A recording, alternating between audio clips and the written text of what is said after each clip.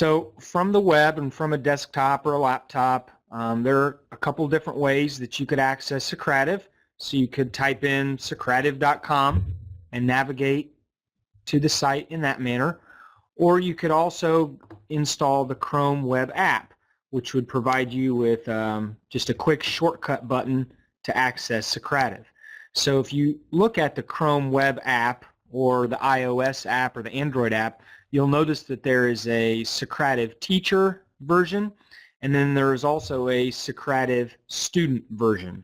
So that's important to note, because obviously if you're the teacher, you want to make sure that you have the teacher version, and your students would want the student version. So if you do install the Chrome web app, again, it's just a shortcut to the web page.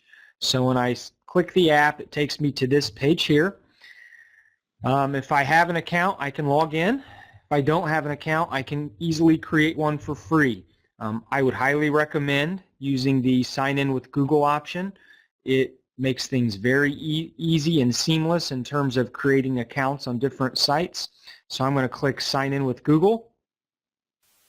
Then it's going to ask me which one of my Google accounts I want to sign in to Socrative with. So I'm going to select my TSC account. And now I'm in Socrative. Okay. So the way Socrative works is you create what is called a room, and then anything that you do in your room and share out with your students, it all takes place kind of within those confines.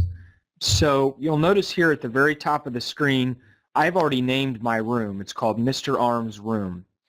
So the first thing I would recommend is naming your room in Socrative so that you can give it to your students and they can join the room. That's kind of how the process works. So you would create a room, name it, and then when you wanted your students to take a quiz or a poll or an exit ticket, they would launch Socrative Student and just enter in your room name. So to name your room, you would want to click on the Settings gear wheel here in the top right-hand corner. So if I click the gear wheel, I'm going to see I have a few options. The second option is My Profile. This is where you can name your room and access a few other preferences. So you'll notice here it already grabbed my first name and my last name, my email address. Here's where you can name your room. So right now it says Mr. Arm's Room. I could always change that up. It does have to be unique, I think, across all Socrative sites. So if you say, my classroom, I'm guessing that one's probably already taken, so you would have to create a unique one. And then you can select your school down here. A lot of our TSC schools are already in Socrative that you could select your school, but some of them aren't. So you could always come down here and say school not listed, and then enter in your school. So, but again, it looks like many of them, if not all, are listed there. So. And then down here, obviously, you would select that you're a teacher. All right, so that's the settings area. I'm going to come back out to my main page here.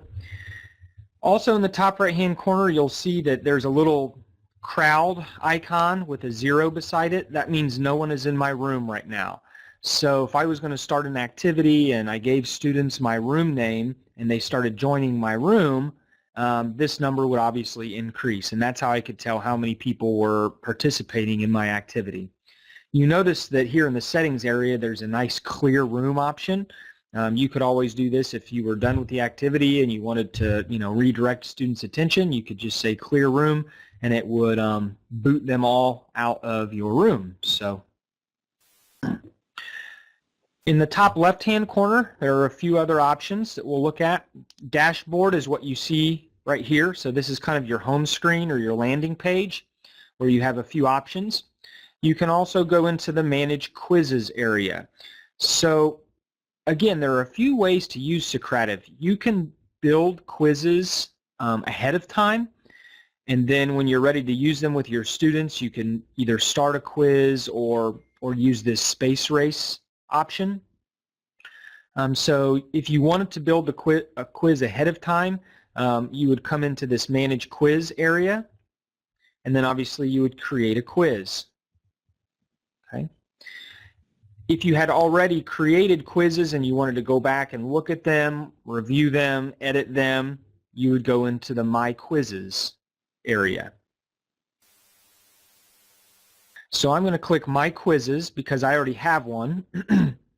And you'll see right here I have a quiz created called Devin's Test Quiz Virtual IIB. If I open up that quiz, or if I click the quiz, I'm going to see several options here. I can copy it. So let's say I just want to make a quick copy and then go in and change a few questions. I could do that. I could delete it. I could download it, or I could edit it. Okay. I'm going to go back to Manage Quizzes, and I'm actually going to click Create Quiz and show you what that process looks like if you wanted to create a quiz ahead of time. So I'm going to say this is my test quiz number 2. And the first option you'll notice here is this Share Quiz, and it's automatically set to yes. So beside the Share Quiz, you'll notice that there is a code, SOC dash and then a number string. That's really important because back in the Manage Quizzes area, you notice there was an Import Quiz option. So what that would allow you to do is one person could create a quiz in Socrative, leave the sharing option set to yes, give another teacher that code, and then they could come into Import Quiz, enter that code, and then essentially copy that other teacher's quiz into their Socrative account. So again, it would allow for teachers to kind of team up and create quizzes together and then share them across their Socrative accounts. You'll also notice here you can actually import a quiz from an Excel file. So for advanced users, you could download this Excel template and build your quiz there. I'm not really going to go into that too much this morning. So if I go back in here to create quiz, this is my test quiz number 2. It's set to share. And then I have 3 question types that I can choose from: multiple choice, true, false, or short answer. So if I select multiple choice, you'll see I can enter my question stem and then my responses options here, and then I can select which one is correct. So I could say, what is the day of the week? And then I could enter my options here: Thursday, Monday, or Friday, TGIF.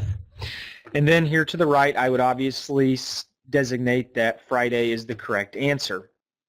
What's really nice is that you can add an explanation down here at the bottom. So if you wanted students to see information after they responded, you could enter it there.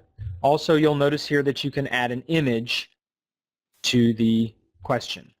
And you'll see what that looks like in a second on the quiz I've already created.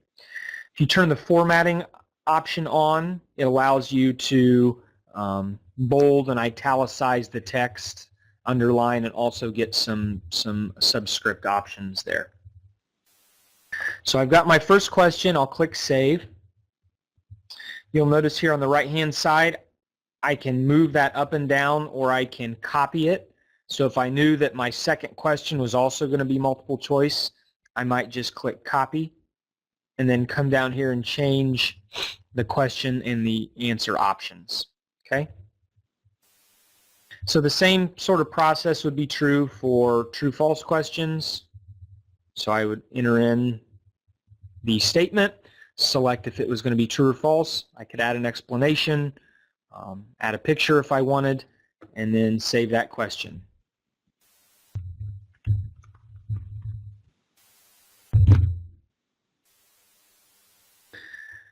So now that I'm done with my quiz, I would just come back up here to the top, click Save and Exit. Now I'm done.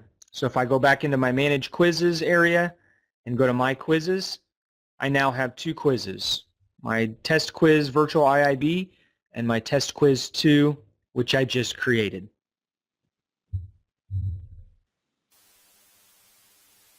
If I go back out to the dashboard, Now that I have my quiz created, I can take advantage of these two options on the left, Start a Quiz and Space Race.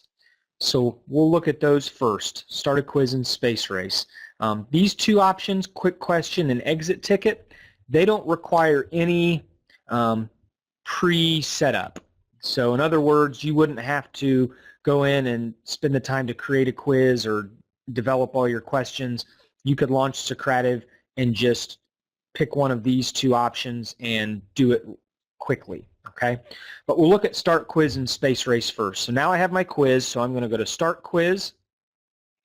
First, I'm prompted to select which quiz I want to use. I'm going to use my Devon's Test Quiz.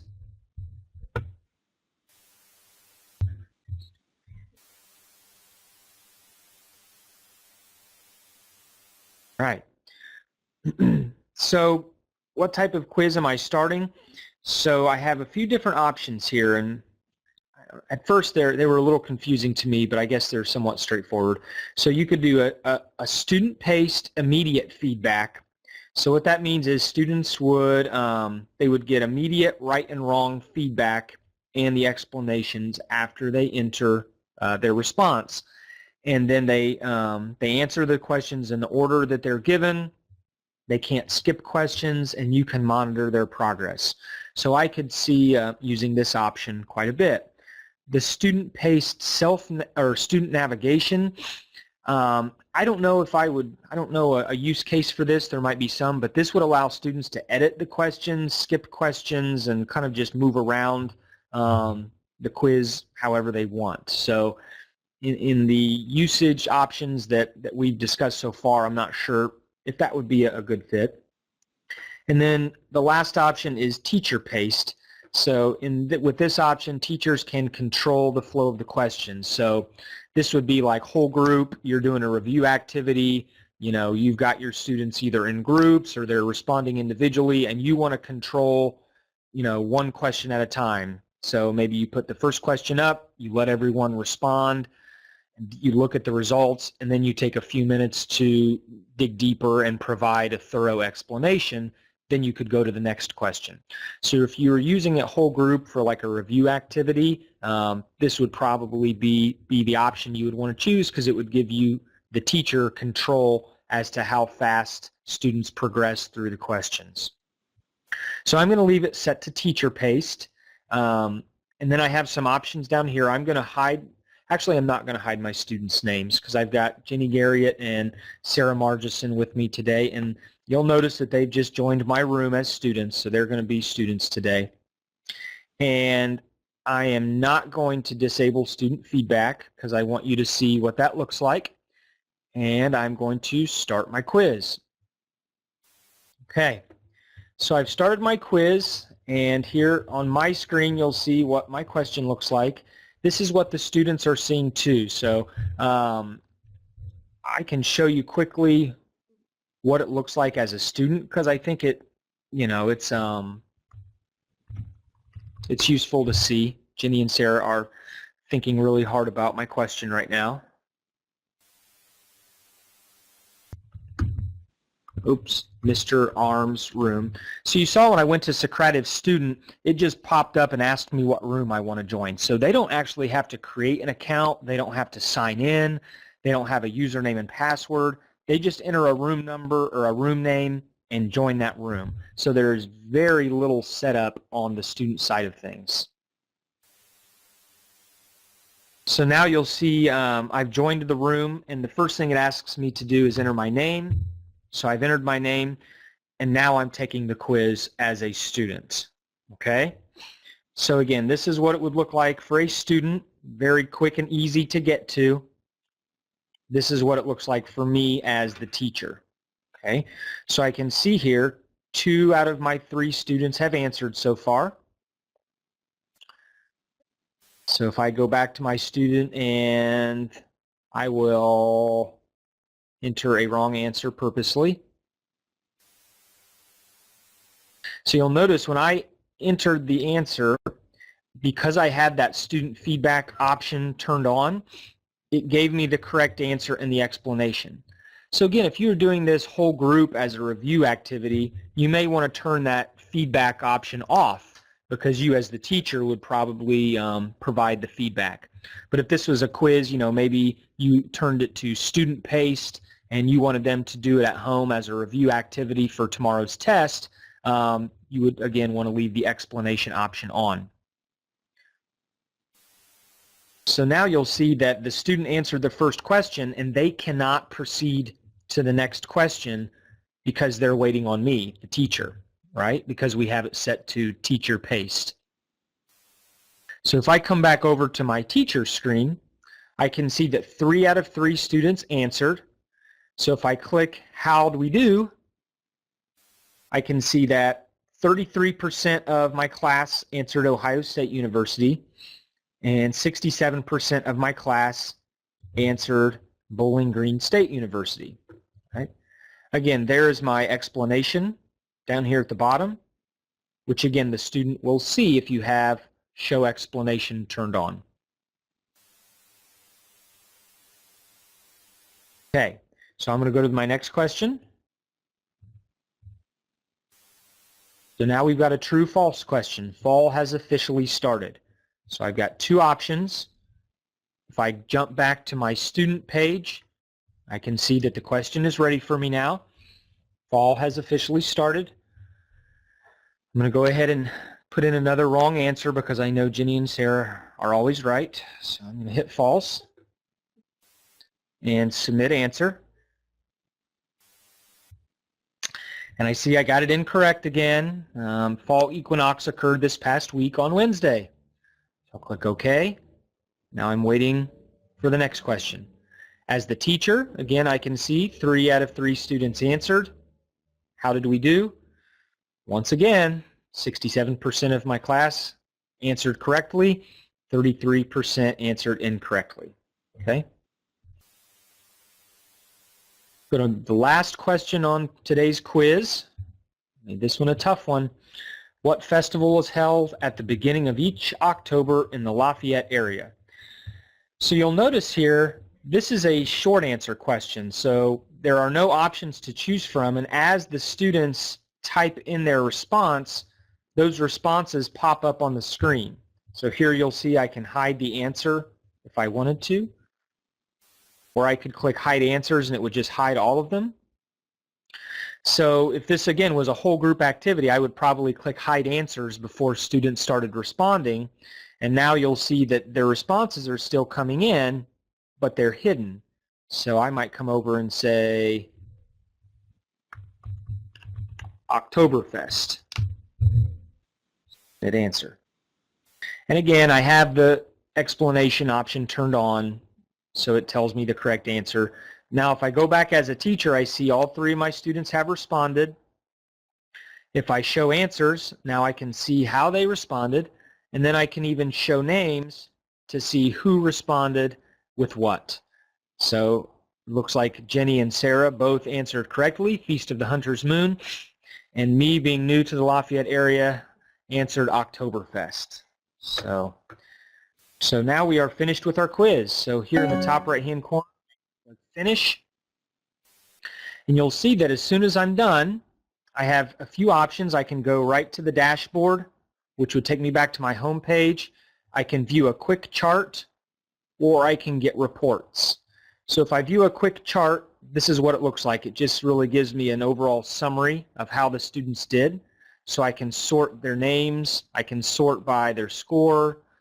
So again, if you want to get a quick snapshot, that's really nice. If you want to go to the reports area, if I go to Get Reports, you can have the data converted into an Excel spreadsheet. You can have individual student PDFs created, or you could do question-specific PDFs created. And what I really like about this is that I can select Google Drive, and what Socrative does is it will create a folder in your Google Drive account automatically, and it will transfer the reports to the folder. So if I click Google Drive, I get a notification that a report has been added to your Google Drive. If I navigate to my Google Drive account,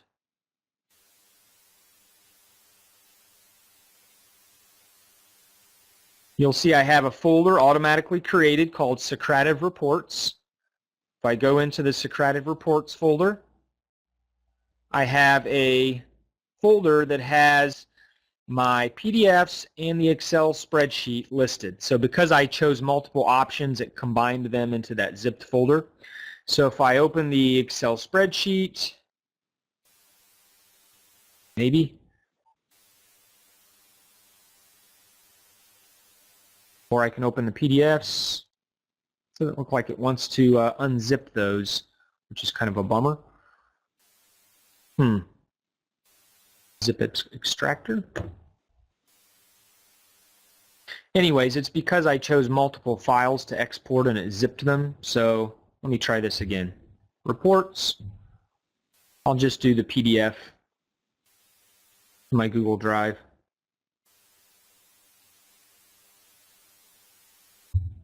Socrative Reports, and then here is the PDF showing the quiz and how my students did. There we go.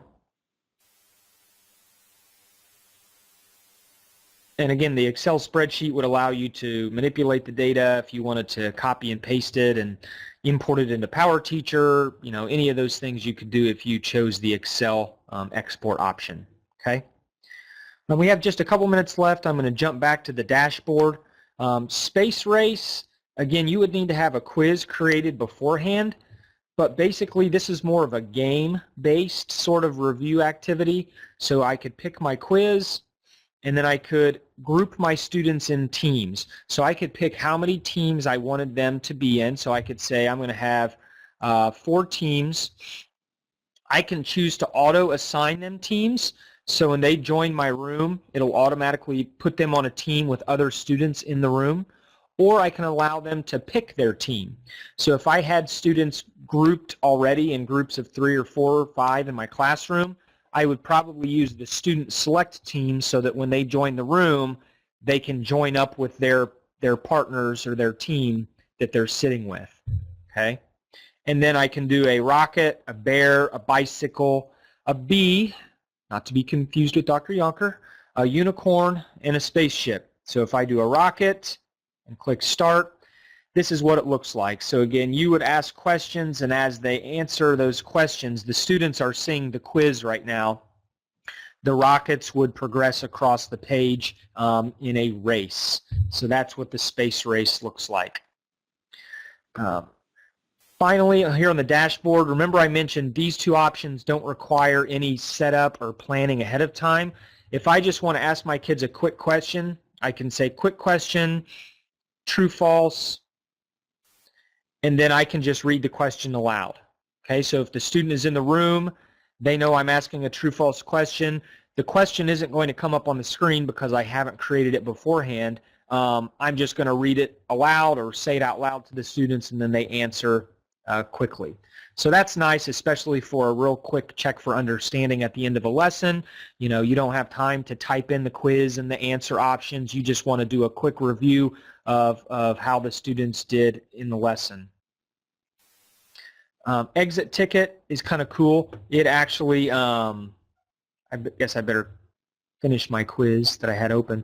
Exit ticket has some pre-populated responses for the students. So if I go into this exit ticket, you'll see how well did you understand today's material. I pretty well. What did you learn in class today? Purdue.